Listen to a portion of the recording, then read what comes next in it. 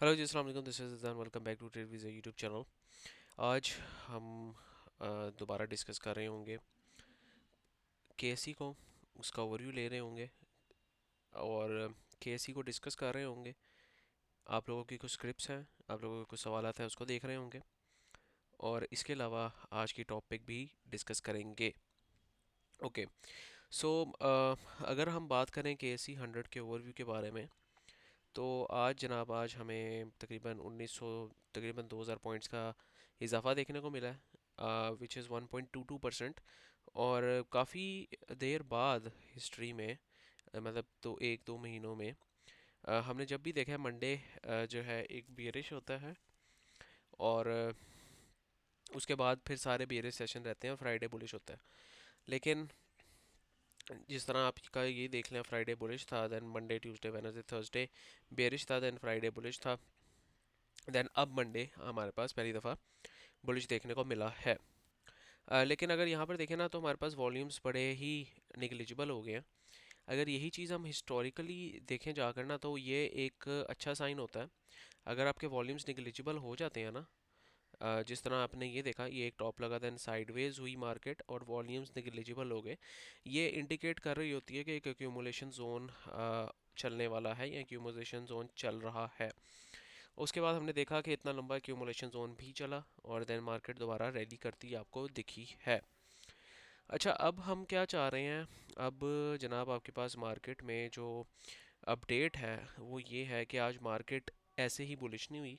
इसके पीछे एक न्यूज़ थी और स्पेसिफिकली अगर आप यहाँ पर जिन स्टॉक्स ने पॉइंट्स जोड़े हैं, मोस्टली एंग्रो होल्डिंग्स जिसके अंडर ईफर्ट आ जाता है, वो भी पॉजिटिव रहा है।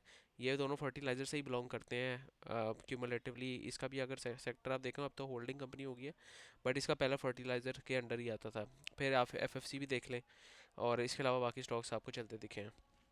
तो इसकी मेजर वजह क्या थी? इसकी मेजर वजह यही थी आपकी कि फर्टिलाइज़र सेक्टर के बारे में एक पॉजिटिव न्यूज़ हमें देखने को मिली थी। अब वो न्यूज़ क्या थी वो मैंने अपनी प्रीमियम कम्युनिटी में भी शेयर कर दी थी और हमें ये न्यूज़ के बारे में तकरीबन सुबह पता लग गया था और हमें पता था कि मार्केट बुलिश ही रहने वाली है। मैंने जो शेयर किया था वो ये था कि the ECC has approved the supply of indigenous gas from Mari field to fertilizer plants, replacing costly imported RLNG. This decision will lower production costs, stabilize fertilizer prices, and reduce fiscal pressure. Fuji Cement, Agro Fertilizer, Fatma Fertilizer, and Agritech are expected to benefit from a steady local gas supply and improve operational efficiency.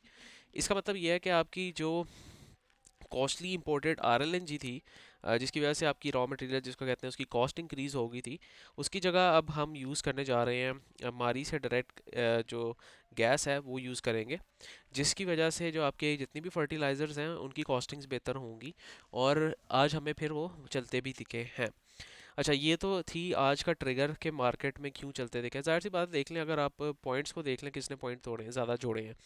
तकरीबन तकरीबन 600 और 800 900 points तो तकरीबन इन तीन stocks ने ही जोड़ लिए हैं। ठीक है, तो इनके लिए तो पॉजिटिव न्यूज़ थी ना, तो इन्होंने ही मार्केट को एज अगर आप कंपेयर करें तो ऊपर रखा है। तो अब हमारे पास स्टांस क्या है?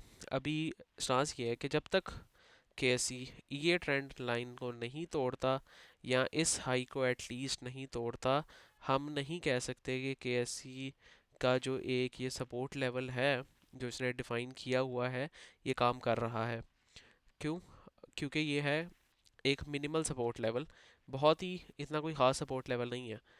और 163,557 के ऊपर अगर क्लोजिंग मिल जाती है तो फिर हम कह सकते हैं अब मार्केट सही मायनों में साइडवेज हो चुकी है और कुछ इस तरह का आपके पास दोबारा स्ट्रक्चरिंग देखने को मिलेगी जिस तरह के आप लोगों को पहले देखने को मिली थी यहाँ पर। सो ओवरऑल मार्केट रहेगी साइडवेज ही, कोई बुलिश वगैरह नहीं हुई। बुलिश तब होगी जब इसने अपना हाई ये ब्रेक करेगी तो एक नया रैली देखने को मिलेगी, लेकिन उससे पहले हमें चाहिए 2-3 महीनों की अच्छी कंसोलिडेशन। ओके, तो ये तो हमने देख लिया क्या केसी का क्या ओवरव्यू था। आ, अब हम देखते हैं। अच्छा, बाय द वे, अगर आपने प्रीमियम कम्युनिटी ज्वाइन नहीं की तो आप इस नंबर पे कांटेक्ट करके प्रीमियम कम्युनिटी ज्वाइन कर सकते हैं। फ़ीस बहुत मिनिमल है, इतनी ज़्यादा फ़ीस नहीं है और इस मार्केट कंडीशन में एक भाइयों वाली सजेशन होगी, मेरी कम्युनिटी बेशक ना ज्वाइन करें, मुझे आप ऑलरेडी मेरे पास 100 मेंबर्स हैं, ठीक है। मुझे क्या है कि मैं और मेंबर्स लेके आऊँ, ऑलरेडी मेरे पास 100 मेंबर्स हैं, उनसे बातें शातें ग्रुप चैट में चल रही होती हैं, और यही मेरे लिए बहुत हेक्टिक होता है इस 100 मेंबर्स को मैनेज करना। मैं आप लोगों से चाहता हूँ कि अपने मेंटोर्स को देखें, जो लोग, खासकर वो लोग जो मार्केट में नए हैं, जो मार्केट में नए इन्वेस्ट कर रहे हैं, जिनको जिनको इन चीज़ों के बारे में इतना नहीं पता, जिनको नहीं पता म्यूचुअल फंड कब सेलिंग कर रहे होते हैं, फीपीली भी देखना जिनको नहीं आता, जिनको नहीं पता कि कौन से वक्त पे कौन सी स्क्रिप्ट उठानी है, क्या इस वक्त बैंक्स उठाने चाहिए कि नहीं, क्या इस वक्त फर्टिलाइज़र उठाने चाहिए कि नहीं। तो कोई ऐसा बंदा हो जो आपको फंडामेंटली और टेक्निकली दोनों गाइड करे, उनके पास चले जाएं, उनकी सर्विसेज ले लें। मार्केट में 2-3 लाख 5 लाख गंवाने से बेहतर है उनको 2-3 हज़ार महीना सर्विस का उनको दे दें, ठीक है। This is the fees you are paying to protect your money at least, ठीक है। तो ये चीज़ है, ये आप लोगों की अपनी डिसीजन में है, ये आप लोगों की मर्ज़ी है। बाकी ना मुझे आपके नफ़े से कोई फ़ायदा है, ना मुझे आपके नुकसान से कोई नुकसान है। अच्छा जी, अब आपके कमेंट्स हैं कुछ, वो देख लेते हैं। बाय द वे, मैंने सर्ल पे मल्टीबैगर वीडियो बनाई है कि सर्ल अच्छा परफॉर्म कर सकता है, तो ये ज़रूर आप लोग देख लें कि ये वीडियो मैंने बड़ी मेहनत से बनाई है, और इस तरह की स्क्रिप्ट्स निकालना जो है बहुत ही मुश्किल होता है, और ये ज़रूर देख लीजिएगा। Good analysis sir, kindly Atlas battery का भी एनालिसिस कर दें, it's a third request but not analyze yet, जज़ाकल्लाह। यासिर अहमद साहब की ख्वाहिश को हम पूरा कर देते हैं, एटलस बैटरी का हम एनालिसिस कर देते हैं। आज वैसे भी बैटरीज चलती दिखी हैं, तो मेरा जो है ये था भी कि एनालिसिस इसका कर लेना चाहिए। ओके, एटलस बैटरी देखें, बात सिंपल सी ये है, जो एटलस बैटरी हो या फिर आपके पास क्या कहते हैं, एक्साइड बैटरी हो या कोई भी बैटरी हो, सिंपल सिंपल सी बात ये होती है कि आपने कभी भी फॉलिंग लाइफ को नहीं पकड़ना होता। या तो वो कहीं जाके सस्टेन हो, या अगर मैं आपको एग्जांपल ही दूँ, यहाँ पे यहाँ एक साइडवेज होगी, सस्टेन होगी। अब यहाँ पर आप अगर पोजीशंस बिल्डअप कर रहे हैं ना अपनी, फिर ठीक है। अब यहाँ पर मैं अगर कहूँ कि ये तो एक डाउन ट्रेंड में है, मैं इसको क्यों किसी को कहूँगा कि एक्यूमुलेट करें। हमें पता है कि आरएसआई जब 30 पे आता है, इसने हल्का सा एक बाउंस लेना होता है। अब वो बाउंस को आप देखें, वो बाउंस आप अगर वो लेना चाह रहे हैं, तो उसको देखें, ये 5-6% के गेंस बनते हैं, यहाँ पर गेंस बना सकते हैं, कोई मसला नहीं है।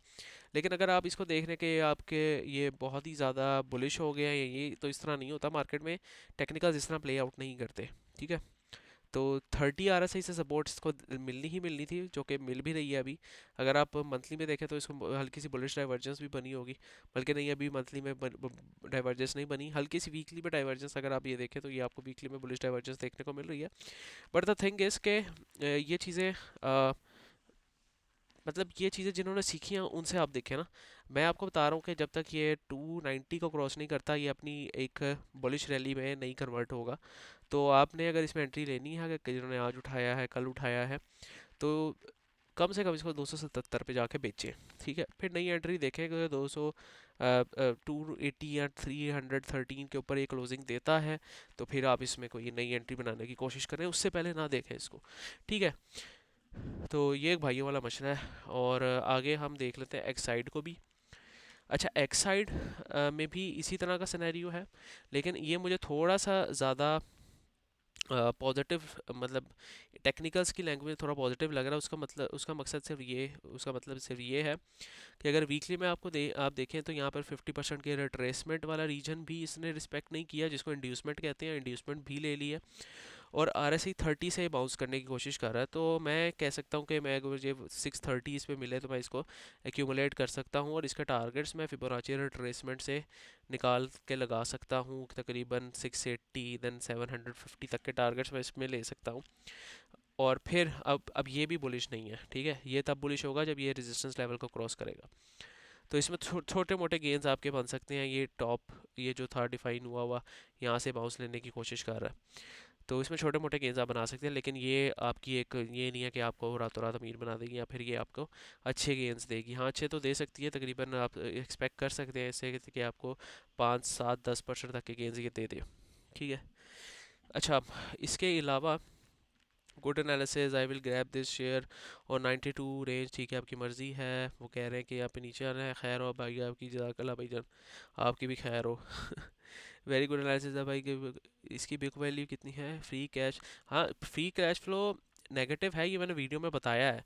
मैंने कहा था कि इसके सारे फंडामेंटल्स पॉजिटिव है, लेकिन इसका फ्री कैश फ्लो यानी cash and cash equivalents negative है, जो एक ख़तरे की घंटी है। और वो भी इसमें ऐसा नेगेटिव होने की बात नहीं है, क्योंकि ये अपने डेप्ट्स को क्लियर कर रहा है। उसको पता है कि उसको आगे कैश नहीं चाहिए, तो इसलिए अपने डेप्ट्स को क्लियर कर रहा है, वो मसला नहीं है। Please share the support levels of the long term stocks. नहीं भैया, अभी कोई लॉन्ग टर्म स्टॉक्स हमारे पास नहीं है जो अच्छे सपोर्ट लेवल पे हों। बैंक्स वगैरह डाउन जा रहे हैं, फर्टिलाइजर्स देख सकते हैं आप। कोलगेट डाउन क्यों जा रहा है? देखिए सीजनैलिटी की वजह से डाउन जा रहा है, इसके टारगेट्स अच्छे बनते हैं और ये अच्छा जाएगा। Please analyse and advice for sale. Sale तो आपको बता दिया हमने। अच्छा, इसके अलावा बीएमएल एक सवाल था। अब बीएमएल को भी अगर हम देख लेना तो अ, देख ही सकते हैं कि इसने कैसी परफॉर्मेंस की है। जो लोग यहाँ पर एक्यूमुलेशन कर रहे थे, जिन्होंने बहुत ही हाई पे प्राइसेस पे बीएमएल उठाया हुआ है, तो उनको पता लग ही गया होगा कि इस तरह के छोटे स्टॉक्स में पैसे डालने का क्या नुकसान है।